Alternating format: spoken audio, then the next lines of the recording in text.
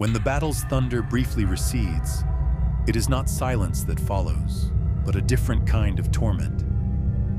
The trenches become morgues. Bodies lie where they fell, some slumped against the mud walls, others sprawled in grotesque positions across the duckboards. The smell of blood mingles with cordite and decay, a stench that seeps into the lungs and never leaves.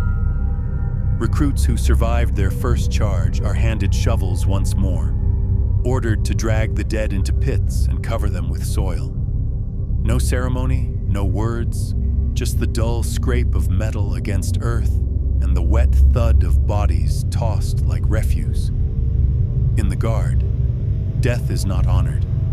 It is routine. And yet, within this routine, the soul fights to endure. Some recruits carve small marks into their laser guns, tallying each day lived, each moment stolen from the jaws of inevitability. Others clutch scraps of parchment handed out by preachers, prayers scrawled in ink that smudges beneath muddy fingers.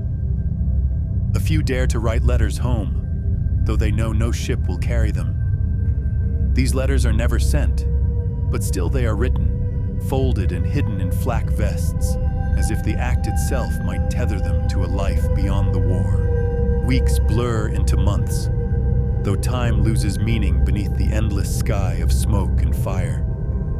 New levies arrive, fresh from training, their eyes wide with the same fear the veterans once carried.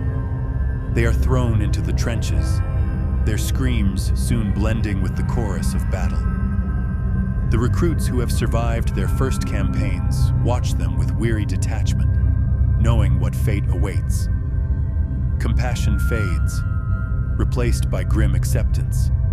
It is easier not to learn names, for names vanish as quickly as faces. In this crucible, something changes.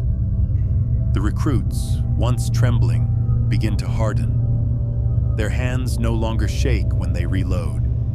Their eyes no longer flinch from the sight of a comrade's head torn apart by shrapnel. They rise when ordered, advance when commanded, kill when commanded. It is not bravery. They are not heroes.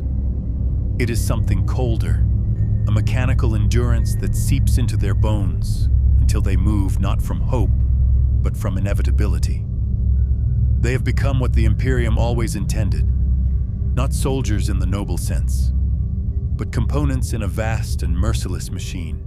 And yet, every so often, a spark of the human remains.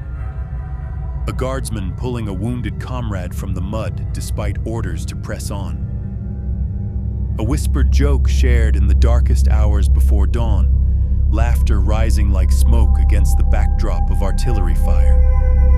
A half-forgotten song hummed beneath breath, reminding all who hear it that before they were conscripts, they were people. These moments are fragile, fleeting, but they shine brighter for their rarity. They are the only proof that the Guard has not yet succeeded in erasing the souls it consumes. Eventually, those who endure longest find themselves no longer called recruits. The word vanishes, replaced simply by Guardsmen. It is not a title of honor, but of survival. To reach it is to have outlasted the first cull, to have proven that fear and flesh can be beaten into obedience. They are Guardsmen now, soldiers of the Astra Militarum, and their fate is sealed. They will fight until they are consumed, and when they fall, others will take their place. The sirens will wail on their homeworlds, the levies will march, and the cycle will never end. For in truth, the Guard does not create heroes. It creates sacrifices. And each Guardsman knows, whether whispered in prayer or buried deep in silence, that his life was traded the moment the siren first called his name. The Emperor has claimed him. The Imperium has devoured him. What remains is not a man, nor a woman, nor a child, but flesh bound in uniform, waiting for the inevitable.